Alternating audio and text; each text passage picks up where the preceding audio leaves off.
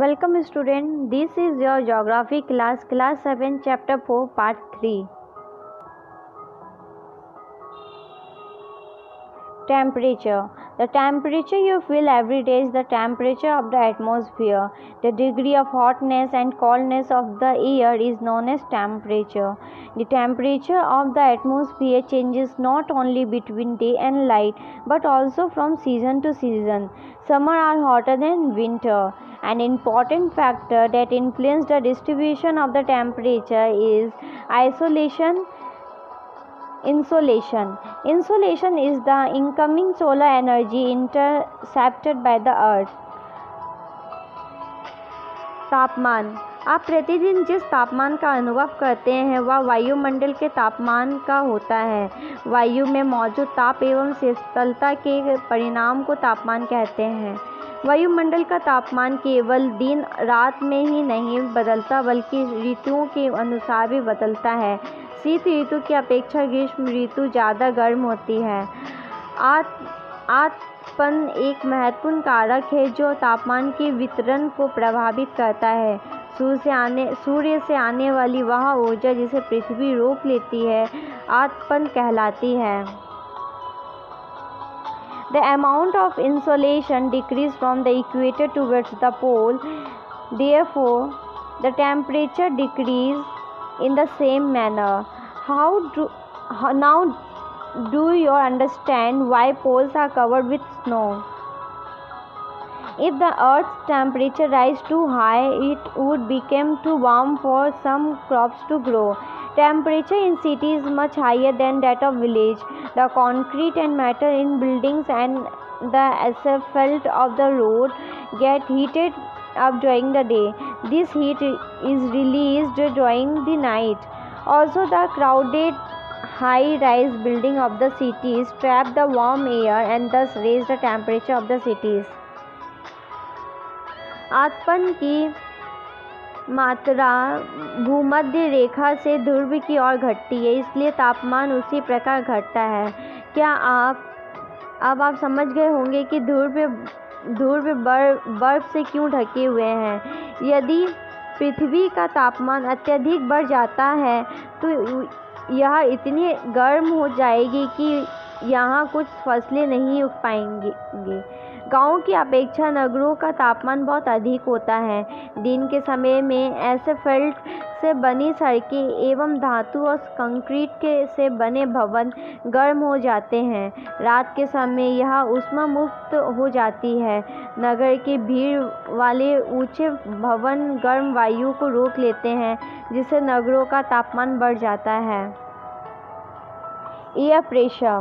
You will be surprised to know that air above us presses us with a great force on our bodies. However, we don't feel it. This is because the air presses us from all directions and our body exerts a counter pressure. Air pressure is defined as the pressure exerted by the weight of air on the Earth's surface. As we go up the layers of the atmosphere, the pressure falls rapidly. The air pressure is highest at sea level and decreases with height. Horizontally, the distribution of air pressure is influenced by temperature of air at a given place. In areas where temperature is high, the air gets heated and rises. This creates a low pressure areas. Low pressure is associated with cloudy skies and wet weather. In areas having lower temperature, the air is cold. It is therefore heavy. Heavy air sinks and creates a high pressure area. High pressure is associated with clear and sunny skies. The air away moves from high pressure area to low pressure areas. वायु दाब. यह जानकर आपको आश्चर्य होगा कि वायु हमारे शरीर पर उच्च दाब के साथ बल लगाती है, किंतु हम इसका अनुभव नहीं करते हैं. यह इसलिए होता है क्योंकि वायु का दाब हमारे ऊपर सभी दिशाओं से लगता है और हमारा शरीर विपरीत बल लगाता है. वायु की सतह पर वायु के भार द्वारा लगाया गया दाब वायु दाब कहलाता है। वायुमंडल में ऊपर की ओर जाने पर दाब तेजी से गिरने लगता है। वायु स्तर पर वायु दाब सर्वाधिक होता है और ऊंचाई पर जाने पर यह घटता जाता है। वायु दाब का क्षैतिज वितरण किसी स्थान पर उपस्थित वायु के ताप द्वारा प्रभावित होता है। अधिक तापमान वाले क्षेत्रों में वायु गर्म होकर ऊपर उठती है, वह निम्न दाब क्षेत्र बनाता है। निम्न दाब बादल युक्त आकाश एवं नम मौसम के साथ जुड़ा होता है। कम तापमान वाले क्षेत्रों की वायु ठंडी होती है, इसे फलस्वरूप यह भारी होती है। भारी वायु निमज्जित होकर उच्च दाब क्षेत्र बनाती है। उच्च दाब क्षेत्र के कारण स्पष्ट एवं स्वच्छ आकाश होता है। वायु सदैव उच्च दाब क्षेत्र से निम्न दाब क्षेत्र की ओर गमन करती है। Wind. The movement of air from high pressure area to low pressure area is called wind. You can see wind at work as it blows dry leaves down the pavement or uproots trees during a storm. Sometimes when the wind blows gently, you can even see it blowing away smoke or fine dust. At times, wind can be also so strong that it is difficult to walk against it. You must have experienced it is not easy to hold an umbrella on a windy day. Think of some other example when strong wind have created problems for you. Wind can be broadly divided into three types. Permanent wind. The trade wind, westerlies and easterlies are permanent wind. These blow constantly throughout the year in a particular direction. Seasonal wind. These winds change their direction in different seasons. For example, monsoon in India. Local wind. These blow only during the particular period of day or year in a small area. For example, land and sea breeze. Do you recall the hot and dry local wind of the northern plains of India? It is called Loo.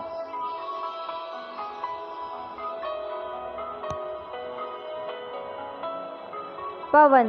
उच्च दाब क्षेत्र से निम्न दाब क्षेत्र की ओर वायु की गति को पवन कहते हैं। आप पवन को काम करते देख सकते हैं जब यह सड़क पर गिरी पत्तियों को उड़ाती अथवा तूफान के समय पेड़ों को उखाड़ देती है। कभी कभी जब पवन धीरे बहती है तो आप इसे महीन धूल या धुएं को उड़ाते देख सकते हैं। कभी कभी पवन इतनी तेज होती है कि इसके विपरीत दिशा में चलना कठिन हो जाता है। आपने अवश्य अनुभव किया होगा कि तेज पवन में छाता लेकर चलना आसान नहीं है। 3 अन्य उदाहरण सोचिए जब तेज पवन के कारण आपके लिए समस्या उत्पन्न हुई हो। पवन को मुख्यतः 3 प्रकारों में विभाजित किया जाता है। अस्थायी पवनें. व्यापारिक पश्चिमी एवं पूर्वी पवनें अस्थायी पवनें हैं। ये वर्ष भर लगातार निश्चित दिशा में चलती रहती हैं। मौसमी पवनें. ये पवनें विभिन्न ऋतुओं में अपनी दिशा बदलती रहती है। उदाहरण के लिए भारत में मानसून पवनें। स्थानीय पवन. ये पवन किसी छोटे क्षेत्र में वर्ष या दिन के किसी विशेष समय में चलती है। उदाहरण के लिए स्थल एवं समुद्री Sameer.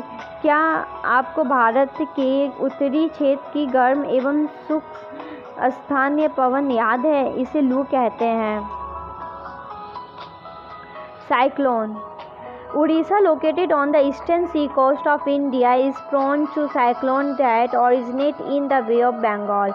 On 17 and 18 October 1999, cyclone hit 5 districts of the state. Another super cyclone occurred on the 29 October 1999 that devastated large portion of the state. The damages caused were mainly due to 3 factors: wind velocity, rain, and tidal surge. The wind of up to 260 km per hour lasted for over 36 hours. This high velocity wind uprooted trees and damaged the kacha houses. Rooftops of several industrial sites and other houses were also blown away. Power supply and telecom lines snapped completely. Heavy rain occurred under the influence of the cyclone for 3 days continuously. This rain led to the flooding in the major river of Odisha. The cyclonic wind caused tidal waves that swept 20 km inland and brought massive destruction to the coastal area. The 7 to 10 meter high tidal wave intruted suddenly and caused massive damage to the standing paddy crops.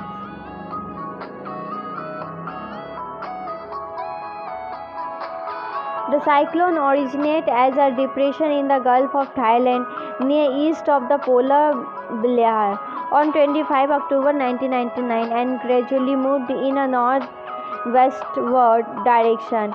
It intensified into a supercyclone and hit the area between Irasema and Balikunda in Odisha on 29 October at 10:30 am.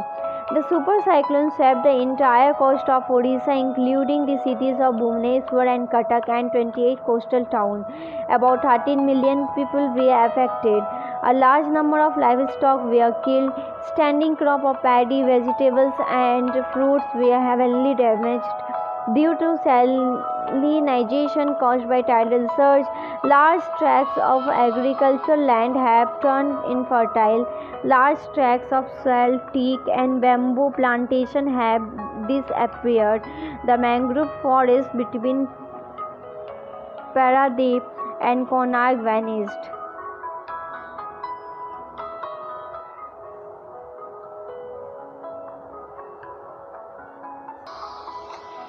चक्रवात प्राकृतिक आवेश। भारत के पूर्व समुद्री तट पर स्थित उड़ीसा में बंगाल की खाड़ी से उठने वाली चक्रवातों का खतरा बना रहता है। 17-18 अक्टूबर 1999 को राज्य के 5 जिलों में चक्रवात आया। 29 अक्टूबर 1999 को एक अन्य महाचक्रवात आया जिसने राज्य के एक बड़े भाग में तबाही मचाई। मुख्यतः पवन का वेग, वर्षा तथा ज्वारीय प्रोत्कर्ष से हानियां हुई। 260 किलोमीटर प्रति घंटा तक के वेग वाली पवन 36 घंटे से भी ज़्यादा समय तक चलती रही। तीव्र वेग वाली इस पवन ने पेड़ों को उखाड़ दिया और कच्चे घरों को नष्ट कर दिया। अनेक औद्योगिक भवनों तथा अन्य घरों की छतें भी उड़ गई। विद्युत आपूर्ति एवं टेलीफोन लाइनें पूरी तरह से कट गई। चक्रवात के फलस्वरूप लगातार 3 दिनों तक भारी वर्षा होती रही। इस वर्षा के कारण उड़ीसा की प्रमुख नदियों में बाढ़ आ गई। चक्रवाती पवनों के कारण उठी ज्वारीय तरंगें स्थल पर 20 किलोमीटर तक आ गई और फलस्वरूप तटीय क्षेत्रों में भयानक तबाही हुई। अचानक 7 से 10 मीटर ऊंची ज्वारीय तरंगें आ गई जिसके कारण तैयार खड़ी धान की फसल पूरी तरह से नष्ट हो गई। 25 अक्टूबर 1999 को पूर्वी पोर्ट ब्लेयर के निकट थाईलैंड की खाड़ी में अवदाब के कारण यह चक्रवात उत्पन्न हुआ और यह धीरे धीरे उत्तर पश्चिमी दिशा में बढ़ा। गहन होकर इसे महाचक्रवात का रूप धारण कर लिया। 29 अक्टूबर को सुबह 10:30 बजे उड़ीसा के इरिसामा एवं बालीकुंडा के बीच के क्षेत्रों को प्रभावित किया। इस महाचक्रवात ने भुवनेश्वर, कटक और 28 तटीय नगरों सहित उड़ीसा के पूरे तट को बर्बाद कर दिया। इससे लगभग 130 लाख लोग प्रभावित हुए। बहुत बड़ी संख्या में पशुओं की मौत हो गई। धान, सब्जियां एवं फलों की खड़ी फसलों का भारी नुकसान हुआ। ज्वारीय प्रोत्कर्ष से उत्पन्न हुई लवणता के कारण कृषि योग्य विशाल भू क्षेत्र अनुपजाऊ हो गए। सागवान एवं बांस के बागान वाले विशाल भू क्षेत्र नष्ट हो गए। पारादीप एवं कोणार्क के बीच स्थित मैंग्रोव के जंगल लुप्त ही हो गए। This is the end of this video. We will continue this chapter in next video. If you have any doubt, please let us know. We will try to clear your doubts in another video. अगर आपको कोई संदेह है तो कृपया करके हमें बताइए। हम अगले वीडियो में आपके संदेह को दूर करने का प्रयास करेंगे।